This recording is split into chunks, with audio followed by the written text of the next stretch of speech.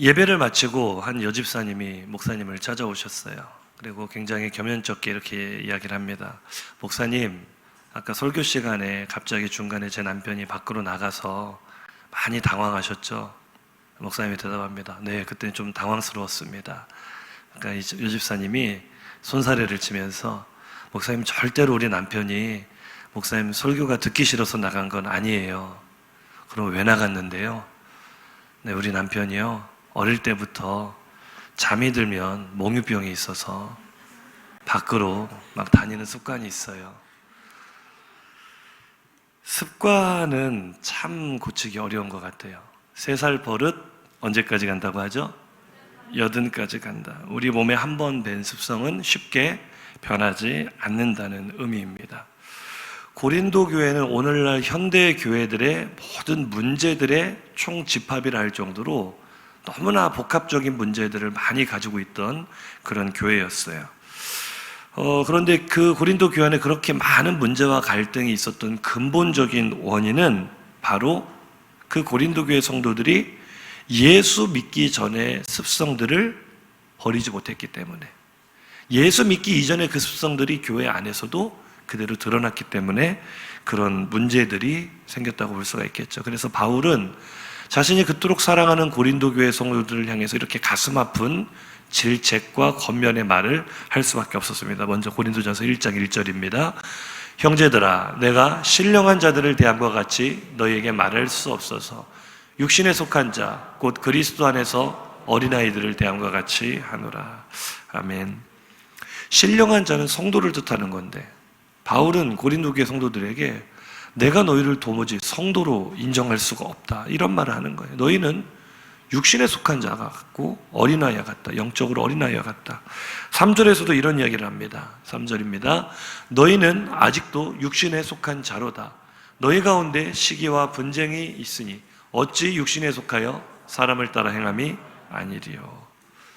그들 안에 여전히 육신에 속해 있었던, 예수 믿기 전에 옛 습관과 습성들이 그대로 남아있었기 때문에 바울은 고린도 교회의 여러 문제들을 보면서 너희는 성도라는 이름을 가지고 있지만 참 육신에 속한 자와 똑같다, 이런 가슴 아픈 말을 할 수밖에 없었습니다. 고린도 교회가 어떤 교회인지를 조금 더 살펴봐야 되겠습니다. 고린도 교회는 바울이 2차 전도 여행 중에 세웠던 교회인데요, 고린도라는 지역이 당시 로마 제국에서 굉장히 중요한 도시 가운데 하나였습니다. 지중해 무역의 중심지였고 그만큼 경제적으로 매우 부유했던 도시, 그러니까 항구 도시였고 무역의 중심지였고 부유했다. 우리 울산과 좀 비슷하게 느껴지지 않습니까? 굉장히 유사점이 있습니다. 지도 한번 보여주시죠. 이게 오늘날 고린도의 위치입니다. 왼쪽으로 이탈리아가 보이실 거고요, 그 다음 그리스 이 아래쪽에 지금 빨갛게 찍혀있는 곳이 이 고린도 교회가 있었던 고린도 지역입니다. 이걸 성경의 지도로 좀 확대해서 보면은요, 이 고린도는 고린도 아래쪽에 겐그레아라고 보이시죠? 겐그레아가 항구고요. 지금 여기는 표시가 안 되어 있지만 고린도 위쪽으로도 이 레기온이라는 항구가 있습니다.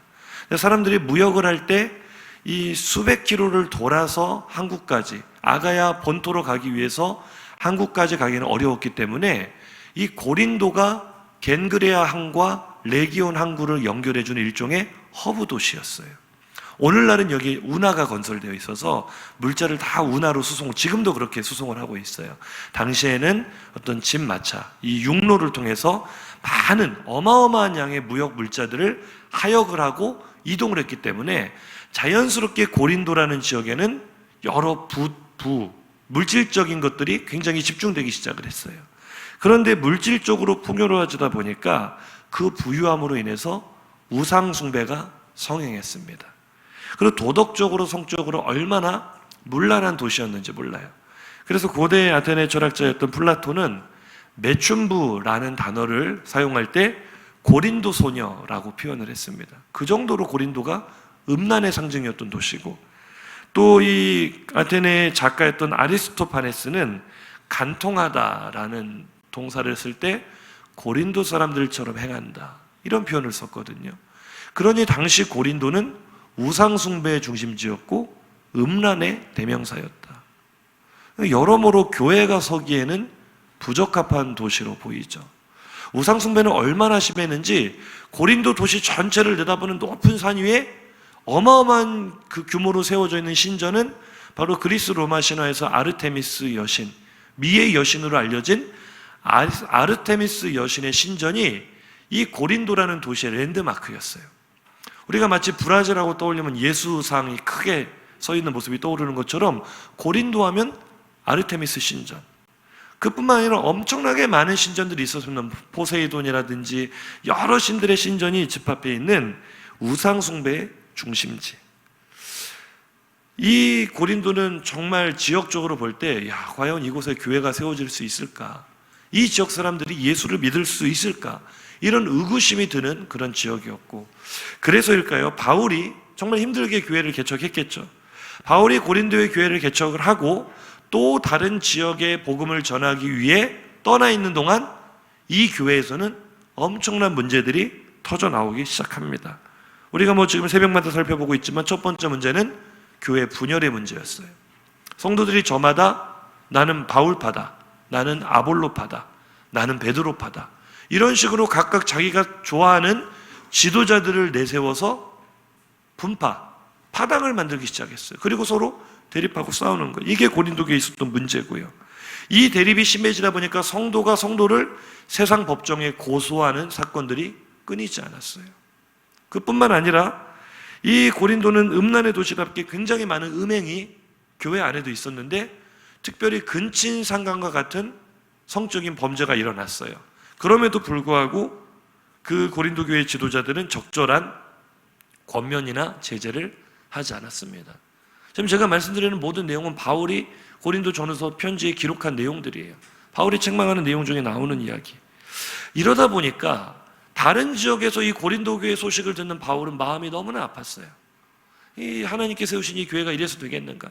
그래서 너무나 아픈 가슴을 부여잡고 고린도 전후서만 쓴 게 아닙니다. 고린도 전후서를 포함해서 최소한 4번 이상의 편지를 이 고린도 교회에 보낼 만큼 이 교회는 참 문제가 많았고 그들의 태도는 바울의 이 편지를 받고도 달라지지 않았어요.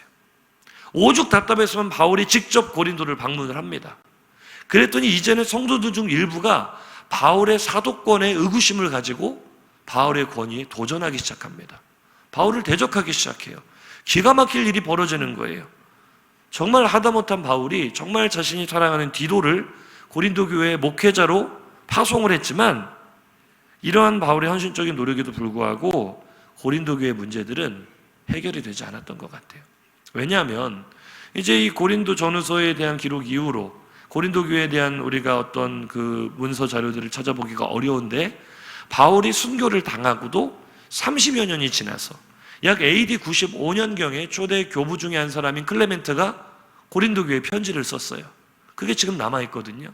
그런데 그 편지의 내용이 고린도 교회 성도들은 분열을 멈추고 예수 안에서 하나가 되라. 그러니까 바울이 지금 고린도 전후서를 포함한 여러 서신을 통해서 또 목회자들을 보내서 그들을 권면한 내용들, 그들이 들었다는 거예요, 안 들었다는 거예요? 정말 이 사람들 힘든 사람들입니다. 답답한 사람들, 답이 안 나오는 사람들. 이 말씀을 전하기 위해 본문을 묵상하고 연구하는 가운데 제 마음속에 이런 생각이 들었어요. 왜 하나님은 많고 많은 지역 가운데 이 하필이면 고린도의 교회를 세우셨을까? 왜 그 많은 사람들 가운데 이처럼 답답하고 답이 안 나오는 사람들, 목이 곧고 교만하여서 자신의 고집을 버리지 않는 이런 사람들에게 복음을 전하셨을까? 고린도 전후서를 묵상할수록 이게 무슨 교회인가라는 생각이 들어요. 이게 무슨 교회인가? 차라리 이런 교회라면 하나님의 영광을 가리지 말고 교회 문을 닫고 폐쇄하는 게 낫겠다. 이런 마음이 드는 찰나에 성령께서 제 안에 이런 음성을 들려주시는 것 같았어요. 사도행전 10장 15절입니다. 시작.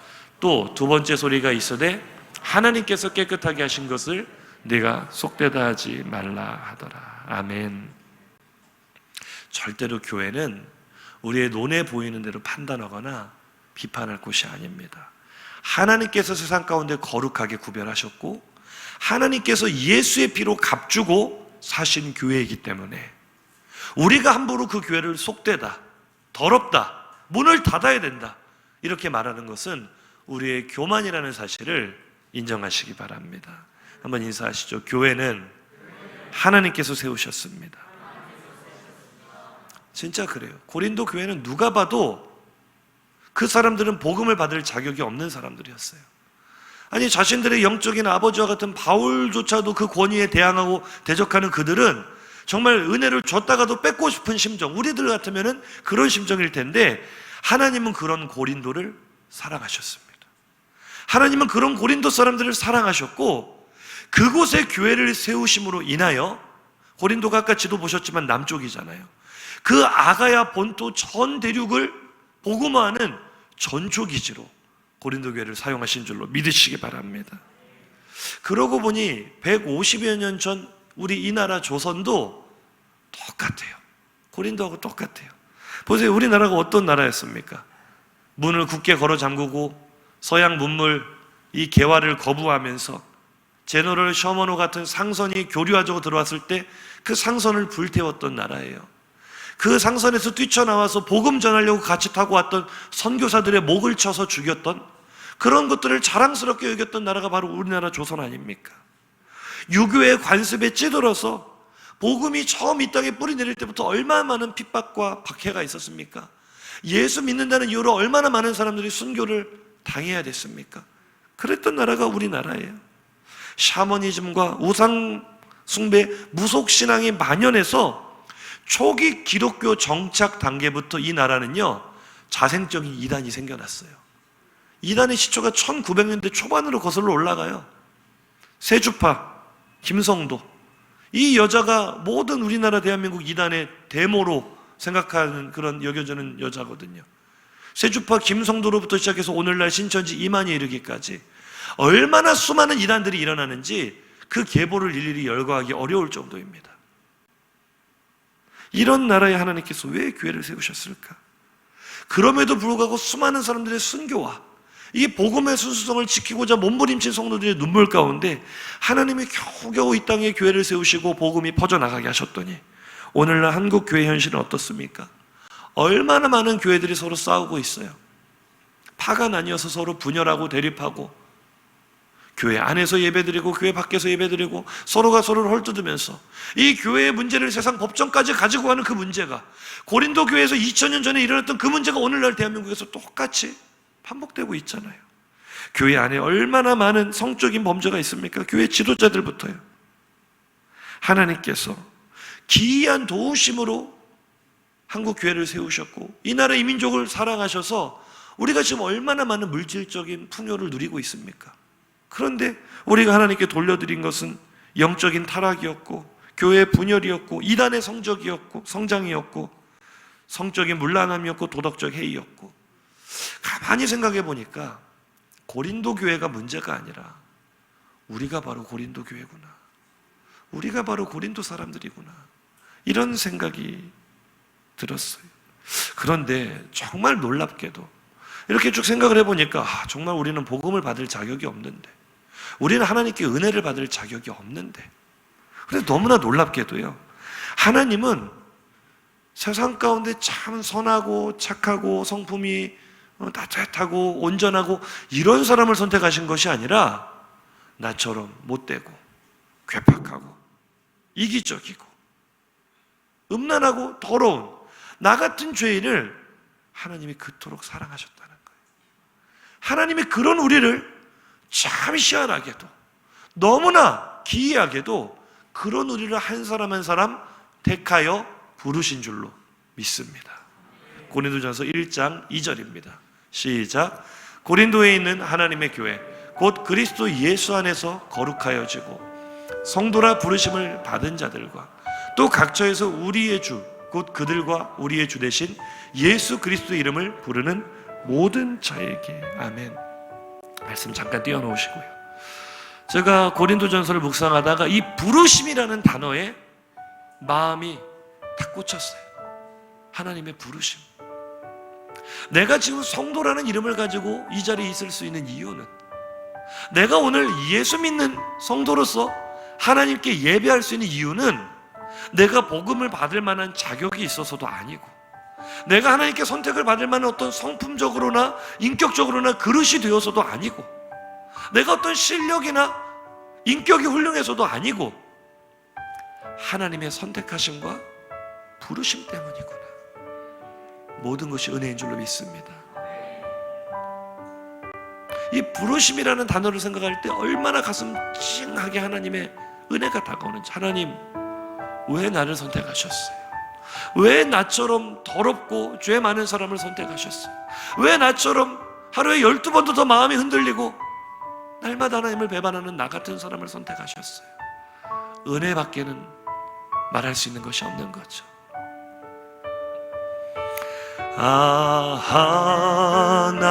하나님의 은혜로 있을 데 없는 참 왜 구속하여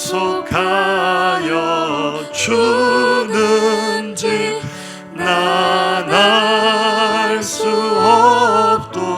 하나님의 은혜로, 하나님의 은혜로 있을 데 없는. 함께 찬양할까요? 왜 구속하여 주는지, 왜 구속하여 주는지 난 알 수 없도다. 우리 한 번 더 고백할까요? 왜 내게 성령 주셔서, 왜 내게 성령 주셔서 내 마음 감동해.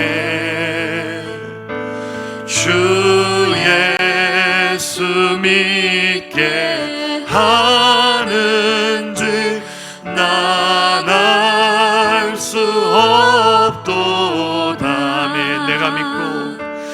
내가 믿고 또 의지하는 내 모든 형편 아시는 주님 늘 보호해 주실 것을 나는 확실히 아네. 할렐루야. 함께 인사하시죠. 모든 것이 은혜입니다. 모든 것이 은혜입니다. 우리 방금 찬양했잖아요. 늘 돌보아 주실 것을, 늘 보호해 주실 것을 나는 확실히 아네. 고린도전서 1장 8절입니다. 함께 읽습니다. 주께서 너희를 우리 주 예수 그리스도의 날에 책망할 것 없는 자로 끝까지 견고하게 하시리라. 아멘. 이것이 바로 칼빈이 말했던 성도의 견인이죠. 하나님은 택하신 백성을 끝까지 책임지시고 인도하시고 보호하시며 구원하신다. 근데 그 사람들이 누구예요? 바로 나 같은 죄 많은 사람들, 믿을 수 없는 사람들, 이기적인 사람들, 너무나 추악하고 더러운 나 같은 죄인을, 우리의 구원은요 처음부터 마지막까지 모든 것이 하나님의 은혜입니다. 우리의 신앙의 출발이 어디입니까? 하나님께서 나를 선택하여 부르심으로부터 우리의 믿음 생활이 시작이 되는 거고요. 우리의 믿음 생활의 마침은 어디입니까? 하나님께서 끝까지 책임지시고 나를 견고하게 하심으로 하나님의 영원한 하나님의 나라에 들어가게 하실 때까지 우리의 믿음은 처음부터 마지막까지 나의 공로는 하나도 없는 거예요. 모든 것이 하나님의 은혜인 것을 믿으시면 아멘 하시기 바랍니다. 한 번 더 인사하시죠. 자격이 있어서 구원받은 것이 아닙니다. 모든 것이 하나님의 은혜입니다. 제가 대형 교회를 갔더니 그 교회의 이 캐치프레이즈, 이 문구가요, 모든 것이 하나님의 은혜였고 하나님의 기적은 계속됩니다. 이 문구가 너무나 마음에 깊이 다가오는 거예요. 지금까지 걸어온 모든 순간이 하나님의 은혜였고 앞으로도 하나님의 위대한 역사는 계속된다는 것이죠. 이것이 바로 우리의 신앙의 여정인 것을 믿으시기 바랍니다. 바울도 그래서 고린도 교회 성도들에게 정말 이 답이 나오지 않는, 자기들밖에 모르고 이기적이고 교만한 그들에게 너희의 부르심을 보라고, 하나님께서 너희를 어떻게 살아가셨는지를 보라고 이렇게 이야기합니다. 오늘 본문 26절입니다. 함께 읽습니다. 형제들아 너희를 부르심을 보라. 육체를 따라 지혜로운 자가 많지 아니하며 능한 자가 많지 아니하며 문벌 좋은 자가 많지 아니하도다. 아멘. 만약에 하나님께서 우리를 부르실 때 세상의 가치 기준을 가지고 똑똑한 사람 너 나와라, 잘생긴 사람 너 나와라, 돈 많은 사람 너 나와라, 이런 식으로 세상의 가치로 순위를 매겨서 우리를 부르셨다면 지금 이 자리에 우리들 가운데 하나님께 자신 있게 부름받았을 수 있다라고 말할 수 있는 사람이 얼마나 되겠습니까? 한번 옆에 계신 분을 바라보시면서 이렇게 인사해 보겠습니다. 자신 있으십니까? 하나님께서 만약에 지혜를 따라, 능력을 따라, 영향력을 따라, 학벌을 따라 우리를 부르셨다면 우리 정말 부름받지 못했을 겁니다. 어쩌면 우리는 세상의 가치와 기준으로 보면 가장 무능하고 가장 연약하고 가장 무식한 사람들일 수 있어요. 제가 지금도 보니까 이 지역 사람들은 교회 다니는 사람들을 어딘가 좀 모자란 사람들로 여기는 그런 경향이 있는 것 같아요. 참 안타까운데 이게 세상이 보는 가치 기준이겠죠. 무슨 눈에 보이지도 않는 하나님을 믿는다고 저렇게 주일 아침부터 가서 예배를 드리냐. 우리를 이렇게 비웃고 조롱하지만 어쩌면 하나님은 그처럼 우리가 연약하기 때문에 더 사랑하신 겁니다. 우리가 미련하기 때문에 우리를 더 사랑하신 겁니다. 우리가요 하나님의 은혜를 생각할 때 얼마나 큰 감격이 있는지 몰라요. 나는 아무 자격이 없는데, 난 하나님을 위해서 뭔가 제대로 한 것도 아무것도 없는 것 같은데 하나님이 나를 이렇게 사랑하시는구나. 예수 믿을 때 처음 감격이 무엇입니까? 저는 이런 감격이 있었습니다. 함께 불러보실까요? 주 나를 사랑하시구나. 주께서 나를 사랑하니 즐겁고도 즐겁도다. 주께서 나를 사랑하니 나는 참 정말로 기쁘십니까? 하나님 아버지 주신 책은 하나님 아버지 주신 책은 귀하고 중하신 말씀, 그 말씀 중에서 기쁘고 반가운 어떤 말씀을 가장 좋아하세요? 날 사랑한단 말 참 좋. 아멘이십니까? 주께서 나를 사랑하니 즐겁고도 즐겁도다. 주께서 나를 사랑하니 나는 참 마음을 담아서 한번 고백해보세요. 주께서 나를 사랑하니 주께서 나를 사랑하니 즐거우십니까? 즐겁고도 즐겁도다. 주께서 나를 사랑하니 나는 참 기쁘다. 할렐루야. 왜 우리 예수 믿는 사람들의 주된 정서가 기쁨일 수밖에 없냐면 나를 선택하시고 부르신 그 은혜가 너무나 감사해서, 너무나 감격스러워서. 아니 어떻게 주님께서 나를 사랑하실 수가 있지? 나조차도 사랑하기가 어려운 나를, 나 자신조차도 품어주기가 어려운 나를 어떻게 주님은 이토록 사랑하실 수가 있지? 하나님이 세상을 이처럼 사랑하사 독생자를 주셨으니. 여기서 이 세상은요 내 이름을 넣어도 다르지 않습니다. 그 의미가 자기 이름을 넣어서 한번 하나님께서 누구누구를 이처럼 사랑하사 한번 해볼까요? 시작. 하나님이 지훈이를 이처럼 사랑하사. 아니 좀 해보세요. 설교는 듣고 계십니까? 다시 한번 자기 이름을 넣어서 시작. 하나님이 이처럼 사랑하사 독생자를 주셨으니. 아멘. 그 사랑을 무엇으로 감당할 수가 있겠어요? 주께서 나를 사랑하니 즐겁고도 즐겁도다. 주께서 나를 사랑하니 나는 참 기쁘다. 이 자리에 있는 우리 모두는요 우리 인생에서 어느 시점에선가 적어도 한 번 이상은 이 감격을 맛본 사람들이에요. 맞으면 아멘 좀 해보세요. 주께서 나를 사랑하신다는 그 감격에 겨워서 뜨거운 눈물을 흘리며 하나님을 찬양하며 예수께 내 인생을 걸기로 헌신한 분들이 바로 이 자리에 계신 우리 성도님들인 줄로 믿습니다. 우리가 다 그런 뜨거운 사랑과 감격으로 신앙생활을 시작을 했잖아요. 그런데 왜 오늘 우리는 이렇게 식어버렸을까요? 오늘날 왜 많은 교회들은 하나님의 그 사랑을 버리고 그 감격을 버리고 이처럼 분열하고 서로 다투고 음행을 행하고 이렇게 무너져가고 있을까요? 묵상하는 가운데 하나님께서 주신 결론은 이것입니다. 하나님의 사랑에 대한 감격이 무디어졌기 때문이다. 무디어졌기 때문이다. 은혜에 대한 영적인 감각이 무디어졌기 때문이다. 옆에 계신 분과 인사하시죠. 무디어졌기 때문입니다. 인사 좀 해보세요. 무디어졌기 때문입니다. 제가 아내와 결혼을 하기 전에 연애를 할 때요, 얼마나 꿀이 떨어졌는지 모릅니다. 얼마나 보기만 해도 사랑스럽던지 별로 뭐 동감을 안 하시는데 뭐 다 연애 안 하고 결혼하신 분들처럼 정말 뜨겁게 사랑했어요. 함께 있어도 더 같이 있고 싶고 보기만 해도 사랑스럽고 보고 있어도 또 보고 싶고 조금 전까지 보다가 헤어졌는데 집에 가면 또 보고 싶어서 전화를 하고 왜 이렇게 뭐 시큰둥하게 듣고 계세요? 너나 그런가 보다 이렇게 생각하시는지 제가 그렇게 너무너무나 뜨겁게 사랑하고 연애를 했거든요. 그런데 제가 벌써 올해로 결혼 12년 차가 되었습니다. 결혼 12년 차가 된 지금은요, 집에 들어가기만 하면 아내를 딱 보는 순간 얼마나 사랑스러운지 몰라요. 얼마나 보고 있어도 또 보고 싶은지 몰라요.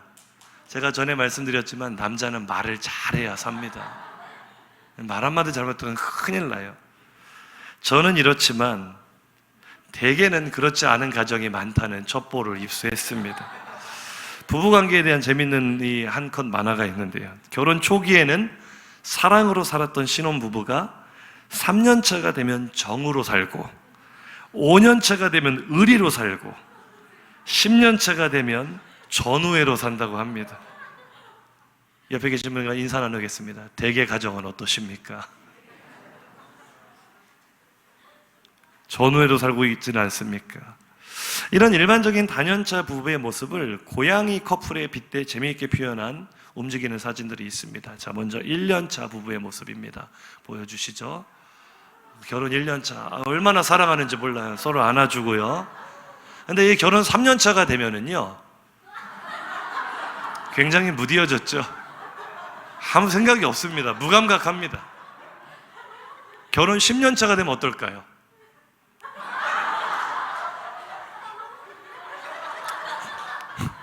걷어찹니다. 옆에 계신 분을 바라보며 인사하시죠. 대개 가정은 어떠십니까? 지금 웃으시는 분들은 조금 우리가 의심을 해봐야 되는 분들이에요. 너무 내 모습 같아서 그런 것이 아닌가. 새 집에 처음 입주했을 때, 새 차를 처음 인도받았을 때, 그토록 원하는 대학에 합격했을 때, 꿈꾸던 직장에 취업했을 때 우리는 분명히 기뻐하고 감격했을 겁니다. 지금은 어떤가요? 여전히 그 감격 속에 살고 계신가요? 너무나 무디어져 버리진 않았습니까? 너무 당연하게 여기면서 기쁨 없이, 감사 없이, 감격 없이 살고 있지는 않습니까? 지난주에 우리 청년부 하늘이가 휴가를 나왔어요. 휴가를 나와서 가만히 생각해 보니까 하늘이가 군대를 가던 시점이 우리 교회 리모델링 하기 전이었더라고요. 성도님들 혹시 우리 교회 예전 모습 기억나십니까? 저는요 좀 이제 희미해져 버렸어요. 늘 이 모습을 보고 살다 보니까. 그런데 이 하늘이 머릿속에는 예전 교회 모습밖에 없는 거예요. 그래서 이제 휴가 나오자마자 교회를 왔거든요. 하늘아, 우리 교회 리모델링해서 제가 보여주는데 가는 곳마다 하늘이가 우와 화장실에 들어가서도 우와 이게 우리 교회 맞아요? 우와 진짜 이게 우리 교회예요? 너무나 감격하는 거예요. 제가 그 모습을 보면서 너무 순수해 보이기도 하면서도 정말 많은 생각을 했거든요. 야, 정말 오랜만에 휴가를 나와서 교회에 온 하늘이는 예전 모습에 대한 감각이 있기 때문에 변화된 모습에 대한 감격과 기쁨과 감사가 있는데, 우리도 그랬잖아요. 리모델링 처음 하고 전부 다 감격하지 않으셨습니까? 저만 감격했어요? 다 감격하셨잖아요. 너무나 감사했잖아요. 지금은 어때요? 무덤덤하지 않습니까? 당연한 것처럼 마치 우리의 힘으로 일을 한 것처럼 너무나 그냥 기쁨 없이, 감사 없이, 감격 없이 무덤덤하게 예배당에 오가지 않습니까? 너무나 무디어졌다는 거죠.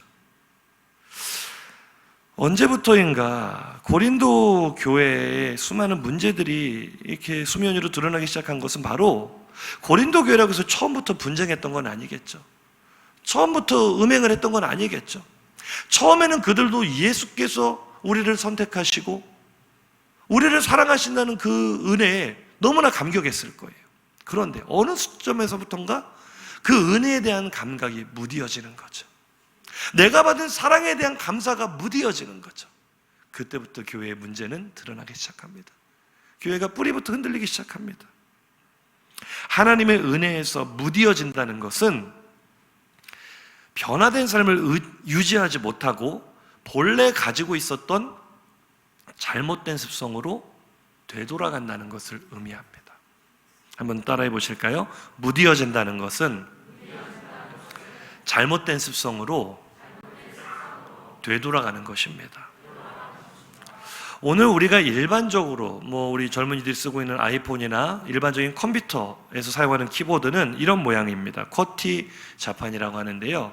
이 자판을 쿼티라고 부르는 이유는 자판의 알파벳 순서가 왼쪽 상단의 순서대로 Q, W, E, R, T, Y 이 순서대로 배열이 되어 있기 때문에 이것을 붙여서 쿼티라고 부릅니다. 이 쿼티 자판은 근데 사실 이 알파벳의 배열이 그다지 효율적이지가 않습니다. 왜냐하면 이 자판을 발명한 사람은 미국의 발명가 크리스토퍼 슐츠라는 사람인데 그 사람이 지금 이 자판의 특허를 가지고 있어요. 근데 이 자판을 만들게 된 계기는 우리 젊은 친구들은 잘 모를 거예요. 우리 컴퓨터가 보급되기 이전에 어른들은 다 알고 계시죠. 타자기 기억하시죠? 타자기. 경찰서에서도 막 타자 쳐가지고 종이 집어넣고 쓱 가고 이렇게 또 타자 치고. 아날로그 타자기는 쇠 막대기가 움직이면서 글씨를 찍는 방식이었는데 원래 이 타자기는 알파벳 순서대로 A, B, C, D 순서대로 두 줄로 되어 있었답니다. 그러다 보니까 단어를 좀 빨리 치다 보면 쇠 막대기들이 서로 뒤엉켜서 고장이 나는 사례가 빈번했다 그래요. 그래서 슐츠라는 사람이 어떻게 하면 이 고장률을 줄일 수 있을까라고 고민을 하다가 많이 쓰는 알파벳 단어 그 철자들을 빈도수가 높은 철자를 최대한 서로 멀리 떨어뜨려 놓자. 많이 쓰는 것일수록 멀리 떨어뜨려 놓으면 서로 간섭이 덜 일어나니까 이 고장이 덜 나겠다 해서 만든 게 바로 쿼티 자판인 거예요. 그러니까 이 쿼티 자판이라는 것은 아날로그 시대에는 나름대로 그 이유가 있고 목적이 있고 효율성이 있었지만 지금은 쇠막대기로 치는 시대가 아니잖아요. 지금은 모든 게 디지털로 바뀌어서 입력만 하면 되는데 비효율적이에요, 효율적이에요? 너무나 비효율적이죠. 그래서 1932년 워싱턴대에 오거스트 드보락이라는 교수가 카네기 재단의 재정 지원을 받아서 새로운 키보드를 발명을 했습니다. 이 키보드가 바로 드보락 자판이라고 합니다. 보여주세요. 이 드보락 자판은 빈도수가 높은 철자들을 가운데에 정렬을 시켰어요. 그래서 쉽게 누를 수 있도록. 어떤 면으로 봐도 드보락 자판이 훨씬 더 우수합니다. 효율성도 훨씬 더 높아요. 그런데 결론적으로 말해서 지금 우리가 쓰고 있는 자판은 쿼티 자판입니까? 드보락 자판입니까? 왜 불편하고 비효율적인 쿼티 자판이 승리했을까요? 이유는 간단합니다. 사람들이 예전부터 써오던 쿼티 자판에 너무 익숙해져 있었기 때문이에요. 예전에 쓰던 습관대로 돌아가기 때문에 더 편리한 것, 좋은 것이 주어져도 그것을 받아들이지를 못하는 거죠.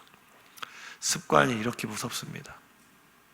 늘 사장실 앞에서 사장님 그실 앞에 비서실이 따로 있어서 비서 업무를 보는 비서 아가씨가 화장실에 갔는데 누가 밖에서 화장실 문을 똑똑하고 노크를 하니까 네 들어오세요 라고 했다고 하잖아요. 한번 인사하겠습니다. 습관이 이렇게 무섭습니다.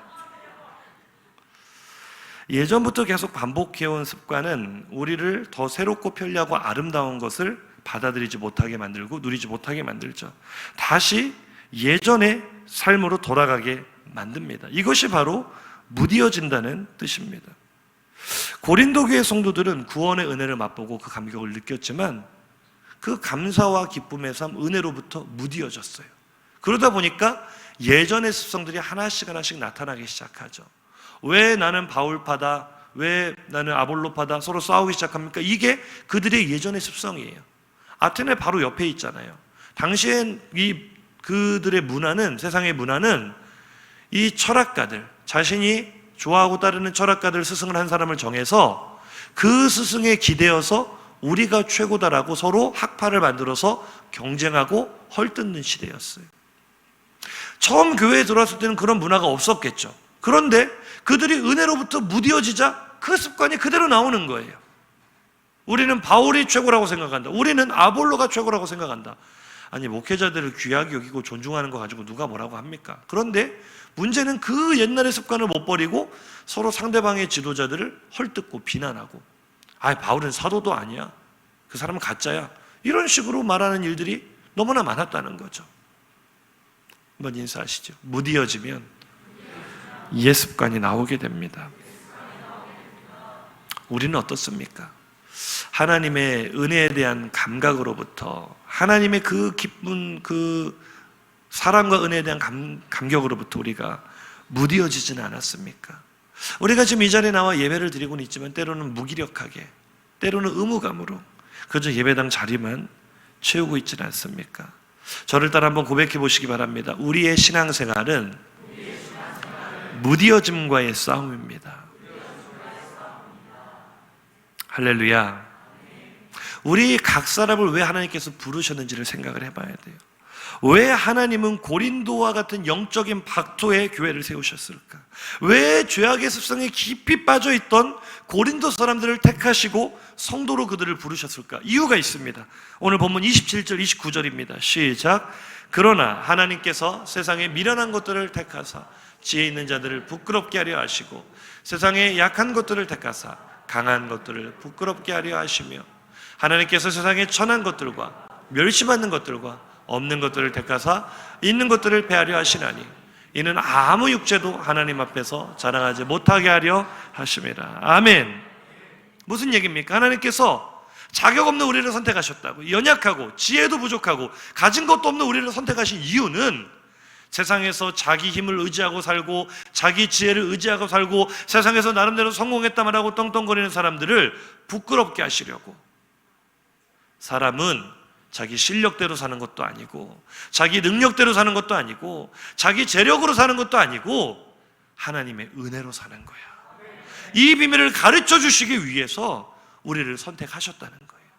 우리를 선택하신 특별한 목적이 있다는 거예요. 누가 봐도 안 될 만한 사람들을, 누가 봐도 가능성이 없어 보이는 사람들을 선택하여 더 아름답게 만들어 주심으로 인하여서 다른 모든 사람의 하나님의 살아계심을 부인할 수 없도록 우리들을 높여주실 뿐만 아니라 우리를 통하여 복음의 빛을 비추시기 위하여 하나님은 자격 없는 우리를 선택하신 줄로 믿습니다. 그래서 베드로 사도는 이렇게 말하죠. 베드로전서 2장 9절입니다. 시작. 그러나 너희는 택하신 족속이요 왕같은 제사장들이요 거룩한 나라요 그의 소유가 된 백성이니. 아멘. 계속 읽으시죠. 시작. 이는 너희를 어두운 데서 불러내어 그의 기이한 빛에 들어가게 하신 이의 아름다운 덕을 선포하게 하려 하심. 아멘. 하나님이 우리를 왕같은 제사장으로 그의 거룩한 나라로 부르신 이유는 먼저는 우리를 하나님의 은혜의 빛 가운데 들어가게 하시고 우리로 하나님 나라 모델하우스를 만드셔서 먼저는 나로 하나님의 나라를 누리게 하시는 것이 목적이에요. 그리고 그게 끝이 아니라 우리를 어두움에서 불러내어 그의 놀라운 빛 가운데 들어가게 하신 하나님의 놀라운 능력을 나를 통하여 전파하게 하시려고.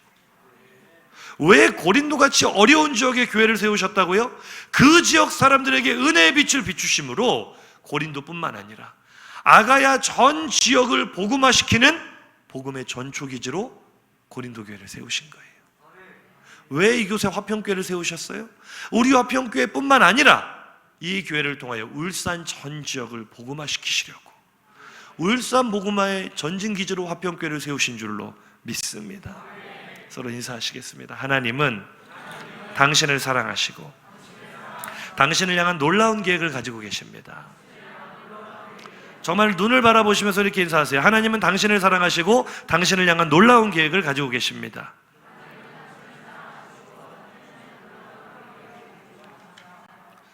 할렐루야.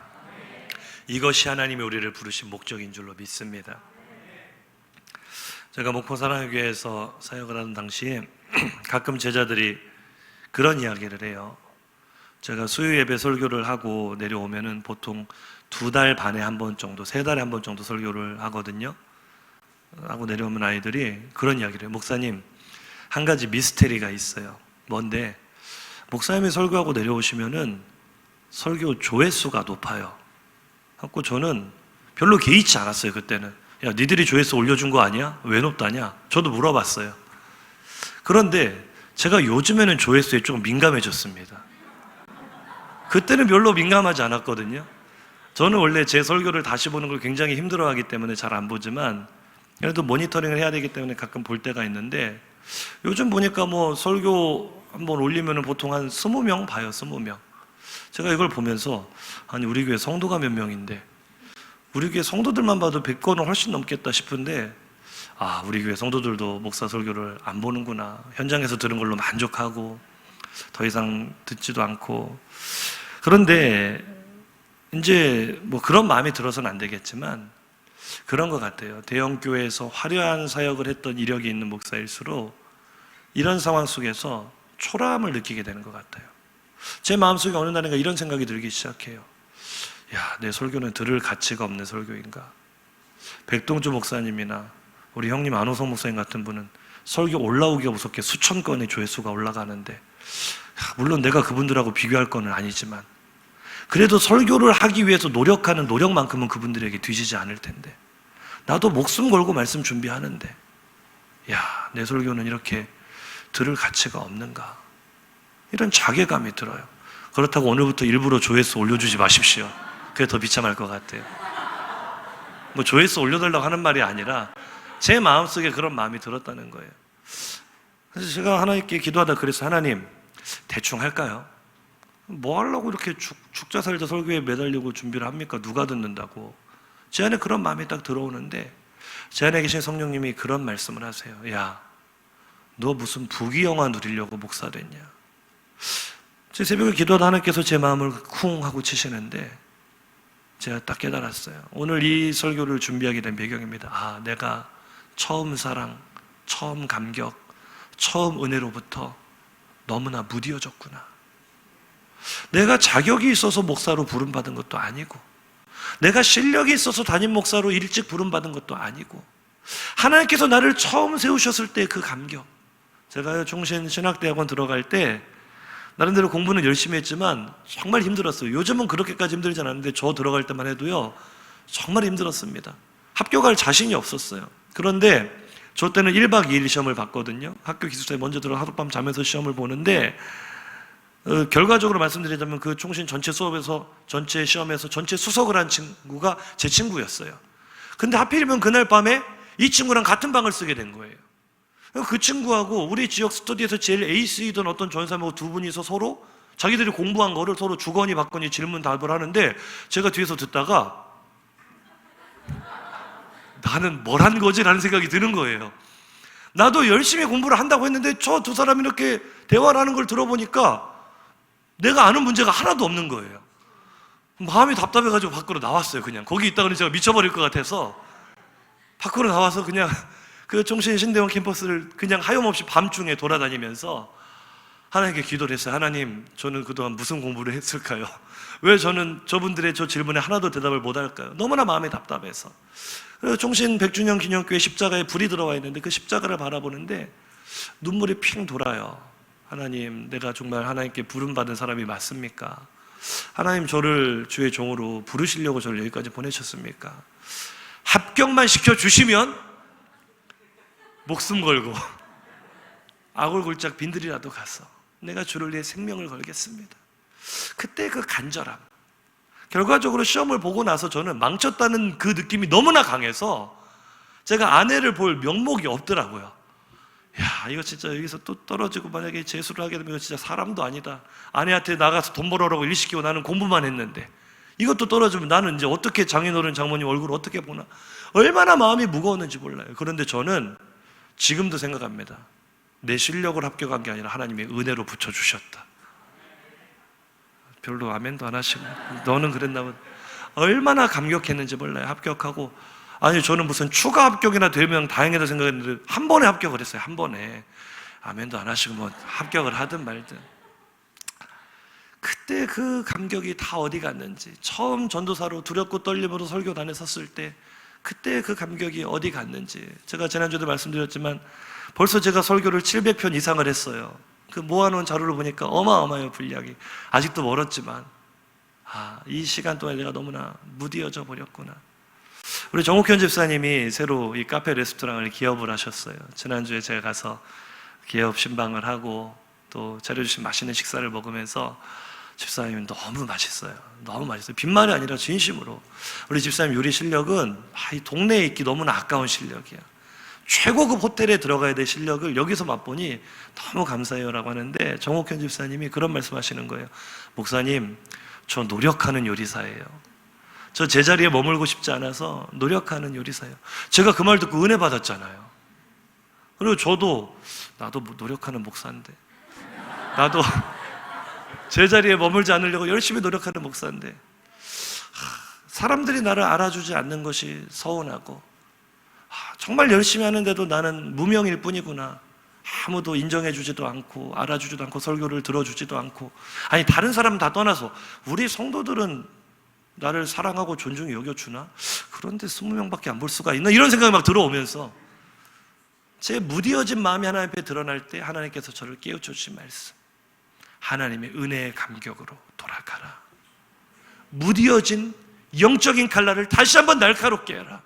그것이 우리에게 주어진 사명인 줄로 믿습니다. 우리 교회를 향한 하나님의 위대하고 놀라운 계획은 여전히 유효합니다. 우리 성도들 한 분 한 분을 통해 하나님이 이루실 놀라운 일들은 여전히 그대로 있습니다.